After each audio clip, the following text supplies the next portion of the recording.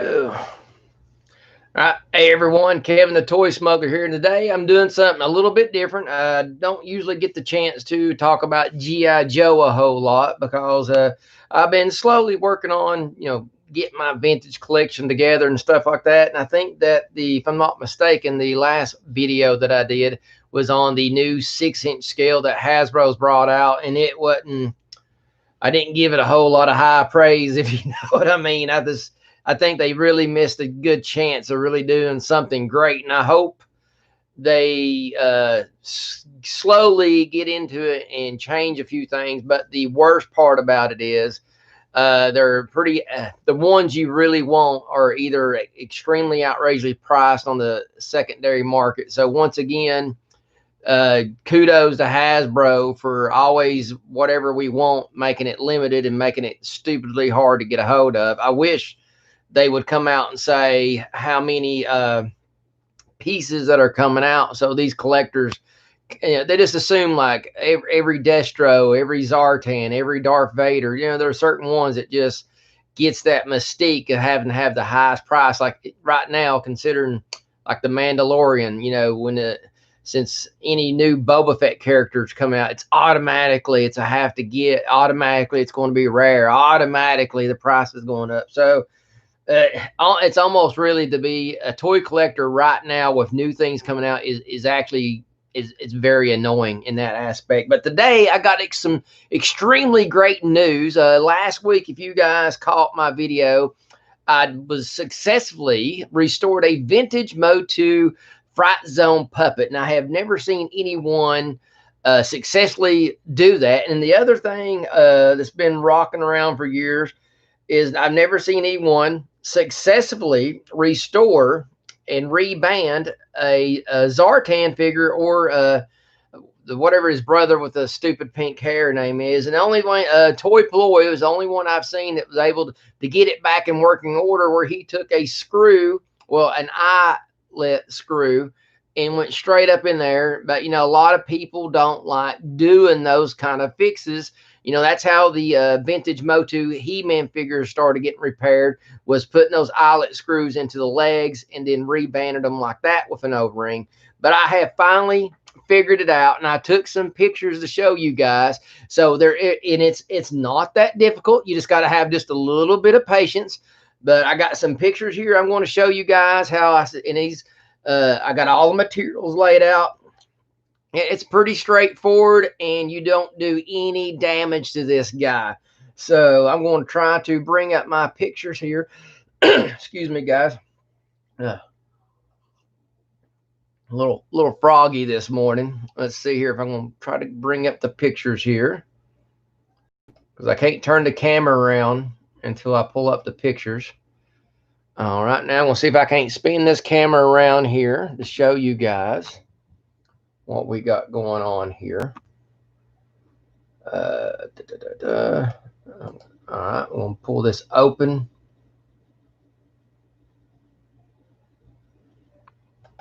So you guys can see these pictures a little bit bigger.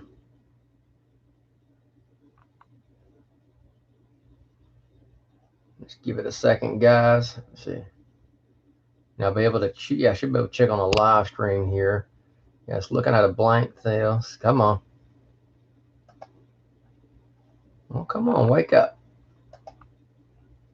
Just give it a second. There we go. Now it's waking up, guys. Come on, bring that. There we go. Now I should be able to take a little sneak peek here so everyone can see what is showing on the live stream here, guys. I hope everyone can see this here. See, I'm not 100% sure. Now let's see. I don't know. So guys, I'm just doing a double check here, make sure everyone can see it good and straight.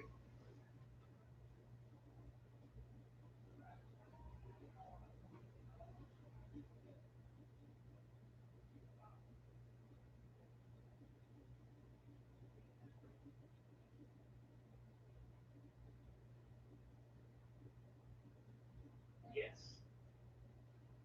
All right, guys.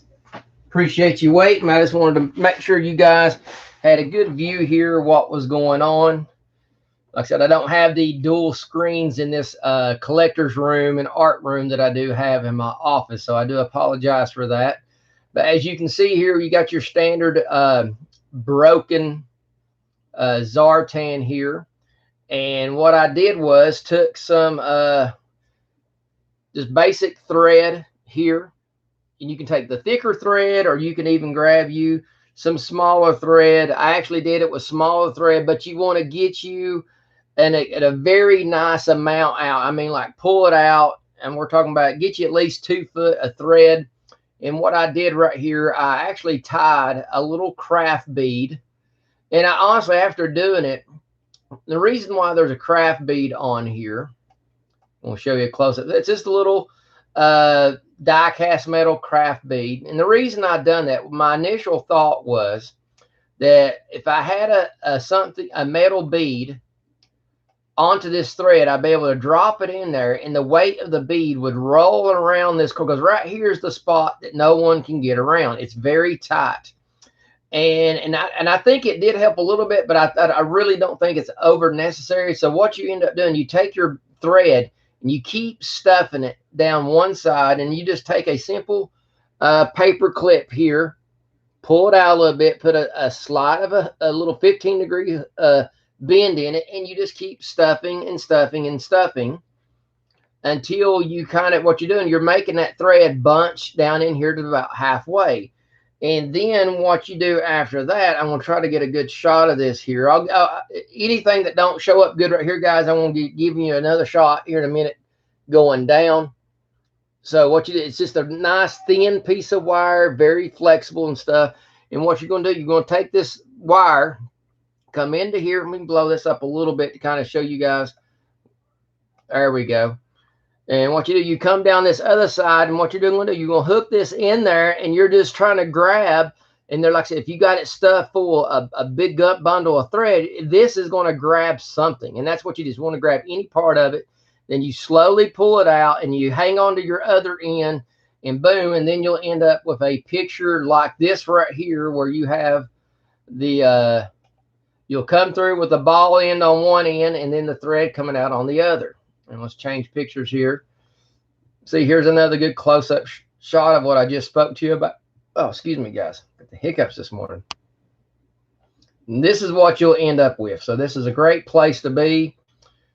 Just another close-up shot. Like I said, I took several pictures of this because a lot of people like to see a lot of pictures. And now, if any of you guys are your standard Mego restringers, you use a number 2 cord, which is a pretty good thick rounded elastic cord.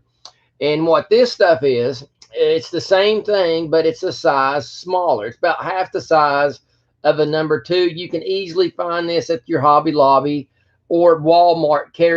Walmart does not carry the number 2 that we like to use for Migos, but it does carry the number 1. And you can string up a Mego with this. It works until you can get the number 2. I'll say that much. It does work, but I rather have the number 2. And like I said, shows here's that paper clip again, a nice close up. So you want to get you some cord. And I had black on hand. I do have some white. I just sense he has a lot of black on him and stuff. I just went with the black. I just figured it just worked a lot better. And what you're doing here, let me see, did I have a shot of it? Yeah. Let me go back one more. Yeah, see right here is I'm going to show you a close-up picture of this. So what you do, you take your thread, and what you do, you take your elastic, and you make a tiny little knot on the very end of your elastic, trim it off, pull that sucker really nice and tight, because you don't want this to be too bulky, because it will give you trouble going through. And you do a double or triple knot with the thread right behind this little ball here is what you do. That's where now you're getting ready. And look, guys, since this is thread, you do not need to get right at this point. You're getting extremely excited because you got this far and you know this is going to work. But I caution you, this did not happen to me, but I can see someone doing this. You don't want to get overzealous and just start yanking on this thread to try to get that ball through there. You want to be gentle. Here's where the patience is going to come through. Because what you're going to do, you're going to take this said paper clip, and once you start pulling that thread pulling the thread through and that elastic starts going through, it's going to kind of get caught right here in this juncture from about to where this arm socket starts to here. And so you want to, when you feel it get tight, you want to stop pulling and give it a little push. Then pull a little bit. It's a push and pull, push and pull. Do the little dance until you get right here, guys. You'll do this 2 or 3 times, probably maybe even 3 or 4, until that little ball of elastic gets around this 3/4 of a horseshoe here. But once you do that, you are home free. So now you end up at this point right here. Yeah, you're at this point. I was just is all I could do to contain myself, to sit there and compose myself before I just really jumped in there. So luckily, I had all this in a Ziploc bag, had all the parts. Of course, this is not a vintage part, but I was going to redo him and make a fun little custom. I had an extra piece from one of the newer Zartans, which is that version of the Zartan is probably the only Zartan versus this one that I thought was ever worthy to be done. And of course, what you do, you go ahead and string it. You will find that once you try to pull this through like this string may come loose. I suggest just go ahead and put the legs in here, then take a small loop and give yourself plenty of elastic here. What I gave myself a good 8 inches to work with. Better to have extra than, if not, you're just going to aggravate yourself. So you make a tiny loop, stick it in there, and it real easily grabs. Let's see here. I think that's the last picture. And what you end up doing there at the very end is you tie the knot in between the waist and the bottom of the stomach. And what I do is you just do the simple, like the first step, like tying your shoe. You pull it tight, then you give it just a little extra cinch, very light cinch. Then you do it again, and then you boom, 3 knots back to back. You do your trimming. All right, guys, I'm going to flip this camera around here. I'm going to try to get you down on the base here. 1 second. So get you guys to kind of see some of the materials that I had working with. I might even take it off here to give you guys just a lot better close up here. All right, sorry for the cord. All right.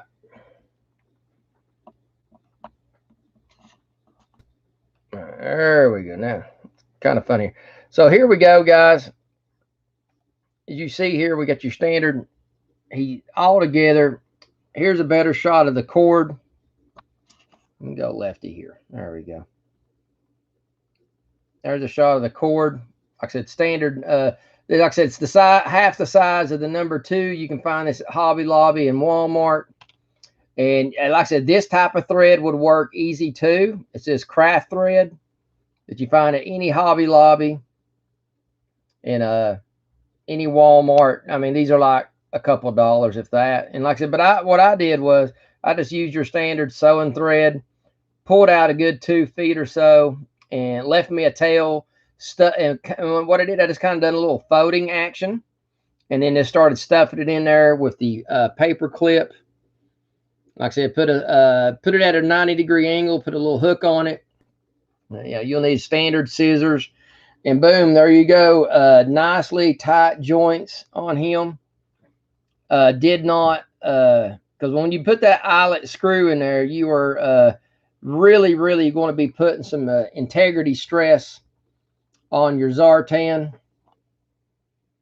And it's just, I just see those, anytime you do that with the eyelet screw, they're going to bust. And then once they bust like that, there's no fixing it. And this way you don't mess with the integrity of it. You do not, it's no different than having the O-ring. It's the same difference. And if this thing was to tear or break, if you stay calm about it, you might be able to restring it even easier if you leave the bulk of the cord in there and stuff like that. But like I said, but then you just stuff the little knots in there, and like I said, this Zartan now is ready to go. All I got to do is do some light cleaning on him, do some little touch-up paint here on his boots, a little bit on these gloves that you can see here. Very minor stuff, but I think I'm going to be doing this though. I'm going to go in here and take his legs apart. Hold on, guys. I'm trying to get a nice shot here. Yeah, there. Now I got the light on it. You can see Those leg screws are quite rusty, so I got some brand new screws just for legs. So I may looking at going there and pulling these out and putting brand new screws in there. And then once I do that, and like a little cleanup on his hood here, and boom, this guy's going to look like, within, about 45 minutes to an hour, this guy's going to look brand spanking new and completely restored and not compromised. So guys, there you have it. I just want to do this quick video this morning on this Zartan repair, and you can do this to is it not Zaran? I can't ever remember the brother's name, but anyway, those two, because they are the color changing. They do have screws in their back, but the deal is the screws are just there for looks. Well, they're there for a secondary to hold the figure together, because these things were glued together. They had the sonic weld. So if that sonic weld break, the screw is in there to help hold the figures together. But honestly, to find one of these that's come apart would be rare. I've never seen one, not even a picture of them, where they naturally came apart. Now, I'm not saying somebody couldn't figure out how to pop them apart, but you risk warping them. And once you do get it apart, I've never seen anyone put them back together and it looked good. So there you guys. There you have it. I just wanted to share this with you guys. Like I said, I was actually going to be doing a Star Wars Slave 1 review, but like I said, I got into playing around with this, and bam, it worked. So I thought this justifiably was a much more important video to do for the channel, because like I said, I've never seen anyone successfully pull this off without damaging the figure. So completely excited about that. Let me whip this camera back around, fellas. There we go. So there you have it. Like I said, 2 weeks in a row, I'm just gonna say I lucked up, but that's where I've been in my head lately, is starting this new year off with trying to go back and grab old projects that's been laying around here. And I'm glad when I turn around and talk to you guys, I just so happened to look up here where my all my vintage G.I. Joe shelves lie. Because see here, laying and awaiting upon Mr. Zartan, had this completely restored. Now the proper driver gets to come out here and gets to hop on it. I got to look at redoing the stickers. I do have one natural sticker still on it. And that's actually, I got to put a little bit of warm water on it so I can re-slide it over. But at least now I got the two together to where they can be great on display and stuff like that. So I've been working a little bit, can kind of show you behind me really fast here. Constantly reworking on the toy shelf and stuff like that. Been doing a lot of work here. I can give you guys a quick close-up of that as well. Trying to, my cord's a little short. I got it wrapped around everything here. There we go. Got a new setup for the Ghostbusters in the firehouse. Got that new setup. Finally brought back the Yoda Hut. I put the Yoda Hut in storage. Guys, I want to give you a crazy angle here, but I want to get closer here. I want to see if I can't whip this camera. Pull a Millennium Falcon run for the Death Star here. And there we go. I got a brand new LED light right there, and I did not want to kind of show you what I'm talking about here. Yeah, I had the cord going through there so it wouldn't be in my way over here and stuff. So yeah, I did not want to break the new light. Yeah, that would not went over well. But there you have it. Got to do a cleanup on this guy. Got the new 6-inch Ghostbuster figures here. Got them set up side by side with the Ghostbusters Stranger Things. And like I said, right around that corner now, I got the, let's see, I might have to, let's get this out of your guys' way just for this. I can put it back here in a few minutes. But right here, I have my custom made out of air dry clay Yoda Hut. One of the coolest things I've ever made right there. Got the Ewok Village, and pretty much that over here has pretty much stayed the same.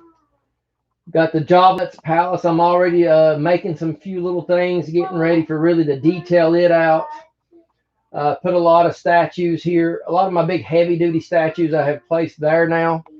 But the big difference has come in over here is got the Obi-Wan Kenobi house set up, coming into the Fang, and some new acquisitions here. Finally got my hands on the Wampa monster and stuff. Like I said, just giving you guys just a quick view where I've been redoing some shelves. I know this is a G.I. Joe, because hey, most G.I. Joe guys are Star Wars guys too. So come on, guys, let's show a little love and respect for both the products here. Got that going on down here, Snow Speeder. So yeah, doing a lot of work. Got the Falcon thing out now to where I'm looking at it every day. If I look at it every day, I actually might finish this thing. But it's actually a true 3 3/4 inch scale to what the Falcon should be doing. So, but there you have it, guys. Just want to do a quick little, give you guys a quick little view here and everything. I want to thank you guys for joining me, and I hope this restoration really helps you, because I know a lot of you, us G.I. Joe fans, almost every one of us has at least one of these guys in our collection, probably two that are broken and don't know how to put them back together. And we're always, you know, they were so hard to fix. It was almost better just to go try to find one that wasn't broke. But here's the thing: the one that's not broke, he will soon break. Those them old O-rings. It's a matter of time. And one day, I couldn't tell you how many times I've opened up G.I. Joe cases and boom, they're blew apart. And I know I didn't touch it for probably 9 months or so, or once a year when I had everything in my storage boxes and stuff. So, I mean, them bands are just going to go. I mean, they're not made to last. And one thing I will tell you this elastic band stands a chance to last much longer than these rubber O-rings ever thought about. And another good reason is I think these gives you enough tension, but not too much tension versus those O-rings. So honestly, I think in the long run, this is better than versus the O-rings. So guys, I hope that was informative. Do me a favor. Please share this with your friends. Like and subscribe to the channel. I finally made the 1,000 marker. So guys, it's got some cool things in the works. And like I said, every time this something new pops up like this, I will definitely be sharing it with you guys. And if you have any questions, if you're still a little confused after the video on how to make this work for you, just go to Facebook, Sexton Creations, and just shoot me a message. I'll be glad to help you out. So guys, hope you enjoy the rest of your weekend. Toy Smuggler out.